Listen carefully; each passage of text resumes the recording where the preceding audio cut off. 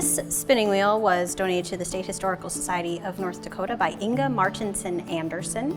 Inga and her family immigrated from Oslo, Norway to America in the early 1880s and settled in the area of Milner, North Dakota before moving on to Ransom County. Her family had brought the spinning wheel with them from Oslo, Norway when it had been built by Inga's great-grandfather around 1750. Inga owned some land both before and after she was married, so that was pretty interesting. And so the sheep that she raised were the same ones that they then sheared and used the wool to then spin on this wheel.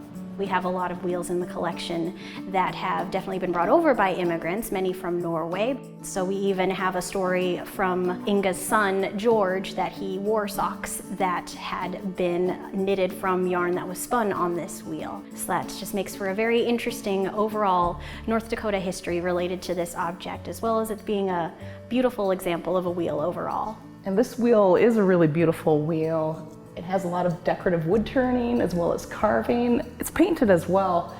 You see the blue and the white paint that still is on it. There's decorative spindles in between each of the spokes. There's also decorative carving on the maidens, and those are these two posts that hold the flyer. The flyer is the part that goes around and causes the yarn to twist. You can also see the base has a lot of decoration on it. Even the end caps for the legs are very decorative. If you look at the foot treadle, which is not normally super decorative, it's usually more functional, has this cut stepping along the edge of it, which is really beautiful. And on the back side is this long stick. It's called the footman, and that's what makes the wheel go around, and there's some really cool decorative carving on that as well. You can tell that this wheel has also been used. It wasn't just decorative and pretty. If you look really closely at the foot pedal here, you can tell it was used a lot. It also has 2 extra bobbins here, which is great for storage. It also might have been used as a lazy Kate, which is a tool that you use to ply yarn.